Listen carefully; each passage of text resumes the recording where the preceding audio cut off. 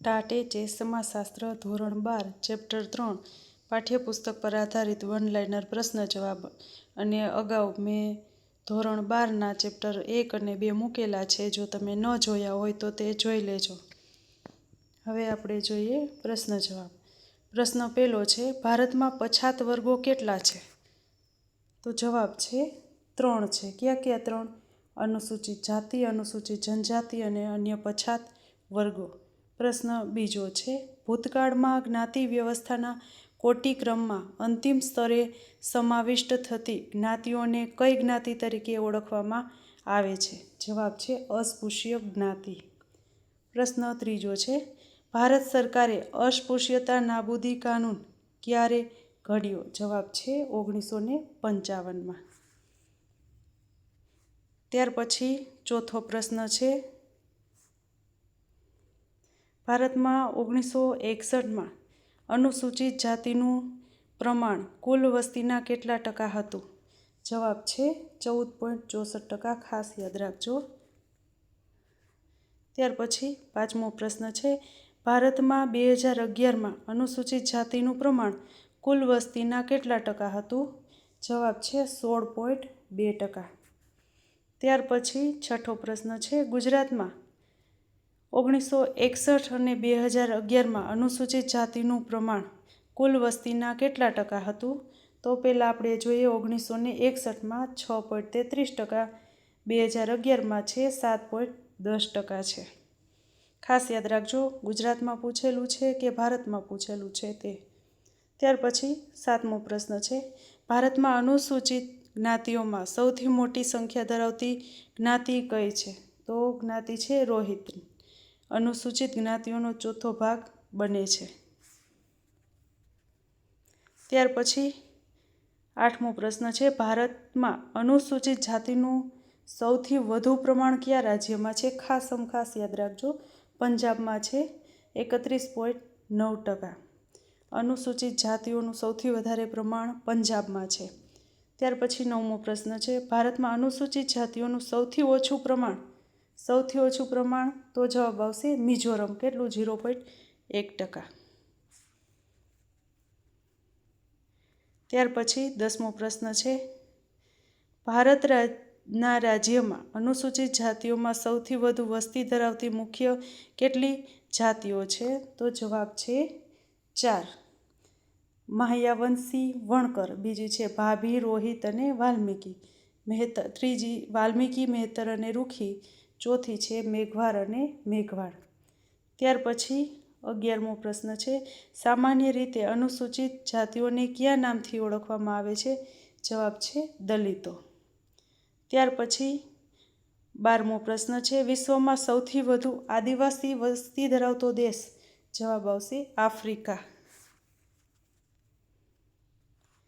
ત્યાર પછી 13મો પ્રશ્ન છે, વિશ્વમાં આદિવાસી વસ્તી ધરાવતા દેશોમાં ભારતનો ક્રમ કેટલામો છે? જવાબ આવશે બીજો. પહેલો આફ્રિકા અને બીજો ભારત. ત્યાર પછી 14મો પ્રશ્ન છે, બંધારણની કઈ કલમમાં રાષ્ટ્રપતિ દ્વારા બહાર પાડેલ સૂચિમાં જેનો સમાવેશ થયો છે તે અનુસૂચિત જનજાતિઓ કહેવામાં આવે છે? ખાસ યાદ રાખજો, 342 ક. ત્યાર પછી 15મો પ્રશ્ન છે, ભારતની અનુસૂચિત જનજાતિના લક્ષણો છે કયા સમાજશાસ્ત્રીએ આપેલા છે? ખાસ યાદ રાખજો, ડૉક્ટર મજમુદાર અને મદને. ત્યાર પછી 16મો પ્રશ્ન છે, અનુસૂચિત જનજાતિને કયા સમૂહ તરીકે ગણાવી શકાય? જવાબ છે પ્રાદેશિક સમૂહ. ત્યાર પછી 17મો પ્રશ્ન છે, કઈ આદિમ જાતિઓ સંપૂર્ણપણે પ્રાદેશિકતાને વળગી રહે છે? જવાબ છે મુંડા, હો અને ગારો.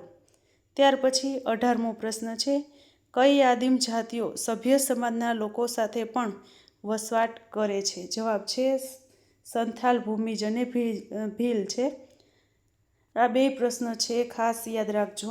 ત્યાર પછી 19મો પ્રશ્ન છે, આદિમ જાતિઓના સમાજમાં ન્યાયાધીશ અને કોર્ટનું કાર્ય કોણ કરે છે? જવાબ છે આદિમ જાતિ પંચ. ત્યાર પછી 20મો પ્રશ્ન છે, કઈ ચમત્કારિક વ્યક્તિમત્તા ધરાવતી વ્યક્તિનું તેઓ પર એટલે કે આદિવાસી સમાજ પર સવિશેષ પ્રાધાન્ય જોવા મળે છે? જવાબ છે સામન છે. સામન છે, બળવો છે કે ભગત. ત્યાર પછી 21મો પ્રશ્ન છે, આદિમ જાતિઓમાં કયા સંબંધો તેઓની સામાજિક નિષેધાવસ્થાનું દર્શન કરાવે છે? જવાબ છે પરિહારના સંબંધો. ત્યાર પછી 22મો પ્રશ્ન છે, અંદમાન નિકોબારમાં વસતા કયા આદિવાસીઓ ઓછા વસ્ત્રો પહેરે છે? જવાબ છે ઝારવા. ત્યાર પછી 23મો પ્રશ્ન છે કે ટોટમ એટલે ગોત્ર ચિહ્ન, ટેબુ એટલે કે નિષેધ, અને ટેટુ એટલે છૂંદણા. યાદ રાખજો. 24મો પ્રશ્ન છે, ભારતની આદિમ જાતિનું વર્ગીકરણ કેટલી રીતે કરી શકાય? તો જવાબ છે 6. ત્યાર પછી 25મો પ્રશ્ન છે, કેટલા ભૌગોલિક વિસ્તારોમાં આદિવાસીઓની વસ્તી પથરાયેલી છે? તો જવાબ છે 3. ત્યાર પછી 26મો પ્રશ્ન છે, ભૌગોલિક રહેઠાણની દ્રષ્ટિએ કયા વિસ્તારોમાં સૌથી વધુ આદિવાસી વસ્તી વસે છે? તો જવાબ આવશે મધ્યવર્તી કે કેન્દ્રનો વિસ્તાર. યાદ રાખજો. 27મો પ્રશ્ન છે, ભારતની આદિમ જાતિની વસ્તીનું વર્ગીકરણ કોને કર્યું છે? ખાસ યાદ રાખજો, ડૉક્ટર બ્રિજરાજ ચૌહાણે. 28મો પ્રશ્ન છે, ડૉક્ટર બ્રિજરાજ ચૌહાણે આદિમ જાતિઓના વસ્તી પ્રમાણે કેટલા ભાગ પાડ્યા છે? જવાબ છે 2 ભાગ પાડેલા છે. ત્યાર પછી 29મો પ્રશ્ન છે, કોણે ભારતને આદિમ જાતિઓના સાંસ્કૃતિક દ્રષ્ટિએ 4 વિભાગ દર્શાવ્યા છે? તો ખાસ યાદ રાખજો, જવાબ આવશે ડૉક્ટર વેરિયર એલ્વિન. ત્યાર પછી 30મો પ્રશ્ન છે, આદિમ જાતિઓના કયા લોકો અજાણ્યા લોકોના સંપર્કમાં આવતા ડરે છે?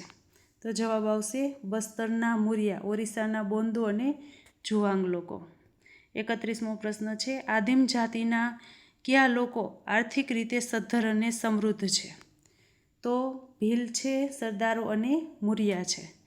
ત્યાર પછી 32મો પ્રશ્ન છે, ભારતની આદિમ જાતિને ભાષાકીય દ્રષ્ટિએ કેટલા ભાષા કુટુંબો સાથે વર્ગીકૃત કરવામાં આવે છે? જવાબ આવશે 3. ત્યાર પછી 33મો પ્રશ્ન છે, કોલ, મુંડા અને ખાસી આદિવાસી બોલીનો સમાવેશ કઈ ભાષા કુટુંબમાં થાય છે? જવાબ છે, ખાસ યાદ રાખજો, ઓસ્ટ્રિક ભાષા કુટુંબ. ત્યાર પછી તમિલ, તેલુગુ, કન્નડ અને મલયાલમનો સમાવેશ કઈ ભાષા કુટુંબોમાં થાય છે? તો જવાબ છે દ્રાવિડિયન. ત્યાર પછી 35મો પ્રશ્ન છે, ગોંડ, કાદર, ઇસ્લા, ચેચુ, ટોડા વગેરે આદિમ જાતિનો સમાવેશ કઈ ભાષા કુટુંબમાં થાય છે? તો જવાબ આવશે દ્રાવિડિયન ભાષા કુટુંબમાં થાય છે. 36મો પ્રશ્ન છે, દાર્જિલિંગ અને હિમાલયમાં વસતી આદિમ જાતિઓ કઈ ભાષા બોલે છે? જવાબ આવશે સિનો તિબેટિયન. ત્યાર પછી 37મો પ્રશ્ન છે, રક્ષણાત્મક અને કલ્યાણકારી જાદુ કયો છે? જવાબ છે સફેદ જાદુ. 38મો પ્રશ્ન છે, તાંત્રિક વિદ્યા અને ભૂત પ્રેત સાથે સંકળાયેલ કયો જાદુ છે? જવાબ છે કાળો જાદુ.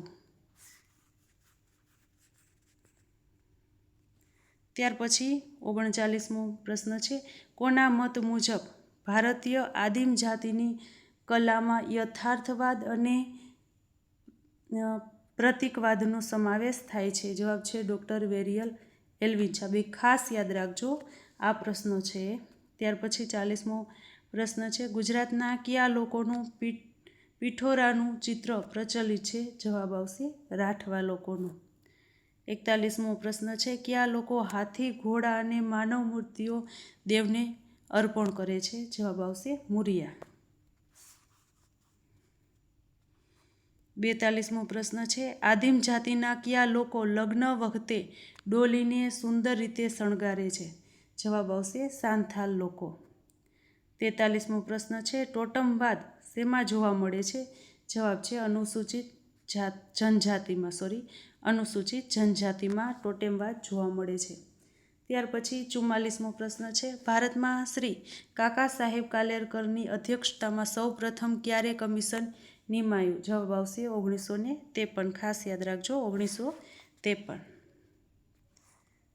ત્યાર પછી 45મો પ્રશ્ન છે, પ્રથમ કમિશનમાં દેશમાં કેટલી જ્ઞાતિઓને પછાત જ્ઞાતિઓની યાદીમાં સમાવિષ્ટ કરી છે? ખાસ યાદ રાખજો પ્રથમ કમિશન છે ત્યારે પછાત જ્ઞાતિઓ કેટલી એમાં સમાવિષ્ટ હતી? તો જવાબ આવશે 2399 જ્ઞાતિઓ. ત્યાર પછી 46મો પ્રશ્ન છે, ભારત સરકારે બીજું પંચ ક્યારે નિમ્યું? જવાબ છે 1979માં. 47મો પ્રશ્ન છે, ભારત સરકારે બંધારણના કયા અનુચ્છેદના હેતુઓને અનુલક્ષીને બીજું પંચ નિમ્યું? તો અનુચ્છેદ 15 અને 16. ત્યાર પછી 48મો પ્રશ્ન છે, ઈસવીસન 1979માં રચાયેલા અન્ય પછાત વર્ગો માટેના કમિશનના અધ્યક્ષ કોણ હતા? જો 1979નું છે તો જવાબ આવશે બીપી મંડલ. મંડલ કમિશન તરીકે અત્યારે ઓળખાય છે બીપી મંડલ. 1979માં બીપી મંડલનું પંચ છે રચાણું હતું. હવે મંડલ પંચના તજજ્ઞોની સમિતિના અધ્યક્ષ આંતરરાષ્ટ્રીય ખ્યાતિ ધરાવતા ભારતના સમાજશાસ્ત્રી ક્યાં હતા? તો જવાબ આવશે એમ.એન. શ્રીનિવાસ. ખાસ યાદ રાખજો. ત્યાર પછી 50મો પ્રશ્ન છે, કયા પંચે સામાજિક અને શૈક્ષણિક પછાતપણું નક્કી કરવા માટે સામાજિક, શૈક્ષણિક અને આર્થિક એવા માપદંડ આપ્યા છે? તો જવાબ આવશે મંડલ પંચે. ખાસ યાદ રાખજો. 51મો પ્રશ્ન છે, મંડલ પંચે સામાજિક પછાતપણું નક્કી કરવા માટે કેટલા માપદંડ નક્કી કર્યા છે? જવાબ છે 4. 52મો પ્રશ્ન છે, મંડલ પંચે શૈક્ષણિક પછાતપણું નક્કી કરવા માટે કેટલા માપદંડ નક્કી કર્યા છે? જવાબ આવશે 3. ત્યાર પછી 53મો પ્રશ્ન છે, મંડલ પંચે આર્થિક પછાતપણું નક્કી કરવા માટે કેટલા માપદંડ નક્કી કર્યા છે? તો જવાબ આવશે 3. તો જો એમાં સામાજિક પછાતપણું છે એમાં 4 છે, બાકી શૈક્ષણિક અને આર્થિક બેમાં 3 છે. યાદ રાખજો. ત્યાર પછી 54મો પ્રશ્ન છે, મંડલ પંચે પોતાની ભલામણ સાથેનો અહેવાલ ક્યારે ભારત સરકારને સુપ્રત કર્યો? જવાબ આવશે 1980. અને 1982માં અહેવાલની ચર્ચા સંસદમાં થઈ, એ પણ યાદ રાખજો. 55મો પ્રશ્ન છે, મંડલ પંચની ભલામણોનો અમલ ક્યારે થયો? જવાબ છે 13મી ઓગસ્ટ 1990. 56મો પ્રશ્ન છે, ભારતમાં પછાત સમૂહો માટે કેટલા ટકા અનામત રાખવામાં આવી છે? જવાબ છે 27%. ત્યાર પછી 57મો પ્રશ્ન છે, સર્વોચ્ચ અદાલતે અનામત અંગેનો બહુમતીથી ચુકાદો ક્યારે આપ્યો? ખાસ યાદ રાખજો 16 નવેમ્બર 1992. 58મો પ્રશ્ન છે, પછાત વર્ગો માટેના રાષ્ટ્રીય પંચની રચના ક્યારે કરવામાં આવી? જવાબ આવશે 1993માં. 59મો પ્રશ્ન છે, ભારત સરકારે પછાત વર્ગો માટે નિષ્ણાંતોની સમિતિ ક્યારે નિમી છે? તો જવાબ છે 1999માં. ત્યાર પછી 60મો પ્રશ્ન છે, બક્ષી પંચની રચના ક્યારે કરવામાં આવી? ખાસ યાદ રાખજો 1972માં. ત્યાર પછી 61મો પ્રશ્ન છે, બક્ષી પંચના અધ્યક્ષ કોણ છે? તો જવાબ આવશે A.R. બક્ષી. ત્યાર પછી 62મો પ્રશ્ન છે, બક્ષી પંચે રચેલી નિષ્ણાંતોની સમિતિમાં સભ્ય તરીકે ગુજરાતના કયા સમાજશાસ્ત્રી હતા? ખાસ યાદ રાખજો. તો જવાબ આવશે I.P. દેસાઈ. ત્યાર પછી 63મો પ્રશ્ન છે, બક્ષી પંચે હાથ ધરેલા સર્વેક્ષણના કામોમાં I.P. દેસાઈએ કઈ માનદ સેવા આપી હતી? જવાબ છે ટેકનિકલ એરિયા કોન્સલ્ટન્સ. ત્યાર પછી 64મો પ્રશ્ન છે, બક્ષી પંચે કોઈ સમૂહના સામાજિક અને શૈક્ષણિક રીતે પછાતપણાને નક્કી કરવા કોને એકમ તરીકે ગણી હતી? જવાબ આવશે જ્ઞાતિને. 65મો પ્રશ્ન છે, બક્ષીપંચે વિવિધ ધર્મની કેટલી જ્ઞાતિઓને સામાજિક અને શૈક્ષણિક રીતે પછાત ગણવાની ભલામણ કરી હતી? જવાબ છે 82. 66મો પ્રશ્ન છે, બક્ષીપંચે ક્યારે પોતાનો અહેવાલ ગુજરાત સરકારને સુપ્રત કર્યો? જવાબ છે 1976. ખાસ યાદ રાખજો, 1976માં બક્ષીપંચે એનો અહેવાલ ગુજરાત સરકારને સુપ્રત કર્યો હતો. ત્યાર પછી 67મો પ્રશ્ન છે, ગુજરાત સરકારે રાણેપંચની રચના ક્યારે કરી? જવાબ આવશે 1981માં. અધ્યક્ષ કોણ હતા? ન્યાયમૂર્તિ શ્રી રાણે. ત્યાર પછી 68મો પ્રશ્ન છે, 2004 સુધી ગુજરાતમાં કેટલી જ્ઞાતિઓને અન્ય પછાત વર્ગોમાં સમાવિષ્ટ કરવામાં આવી? જવાબ આવશે 145. ત્યાર પછી 69મો પ્રશ્ન છે, કયા SEBCના લોકોને અનામતનો લાભ મળતો નથી? તો ક્રિમિલિયરમાં આવતા. ત્યાર પછી 70મો પ્રશ્ન છે, બંધારણ સંબંધી ડ્રાફ્ટ કમિટીના અધ્યક્ષ તરીકેની ભૂમિકા કોણે ભજવી? જવાબ આવશે ડૉક્ટર BR આંબેડકરે.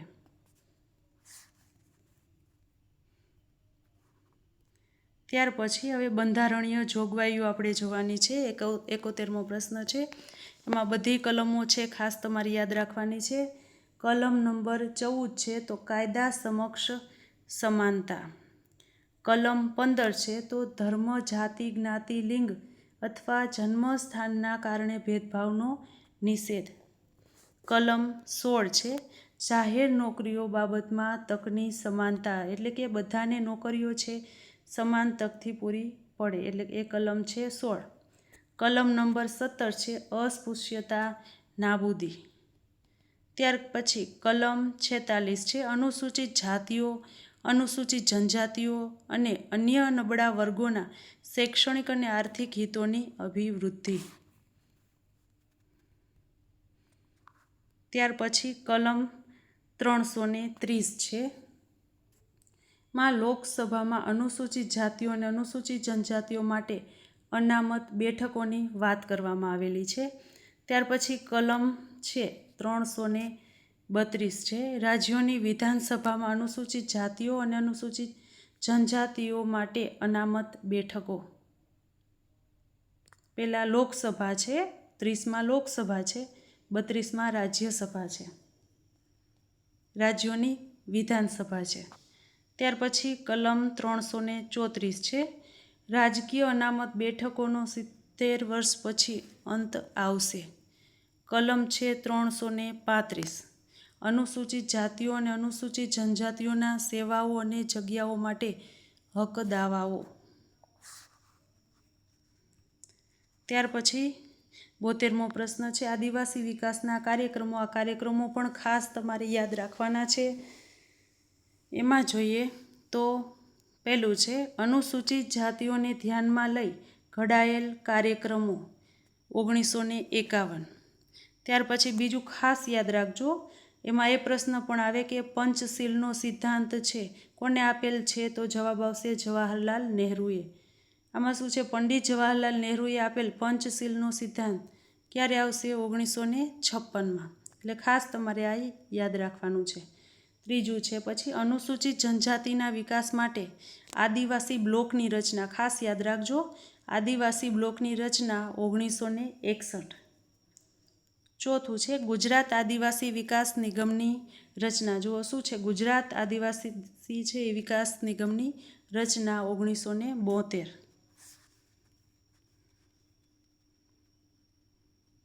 ત્યાર પછી પાંચમું છે સંકલિત આદિજાતિ વિકાસના પ્રોજેક્ટ છે 1974 છે. ત્યાર પછી છઠ્ઠું છે ગુજરાત રાજ્ય વન વિકાસ નિગમ 1976 છે. ત્યાર પછી સાતમું છે અનુસૂચિત જનજાતિના કુટુંબોને ગરીબી રેખાથી ઉપર લાવવા ગરીબી નિવારણ કાર્યક્રમો ક્યારે છે? 1982. ત્યાર પછી 8મું છે અનુસૂચિત જનજાતિ સહકારી બજાર સંઘ એટલે કે નાણાકીય સંસ્થા, તો આવશે 1987. 9મું છે રાષ્ટ્રીય અનુસૂચિત જાતિ અને જનજાતિ નાણાં અને વિકાસ નિગમ, તો જવાબ આવશે 1989. 10મું છે અનુસૂચિત જાતિ જનજાતિ અત્યાચાર નિવારણ ધારો, તો આવશે 1989.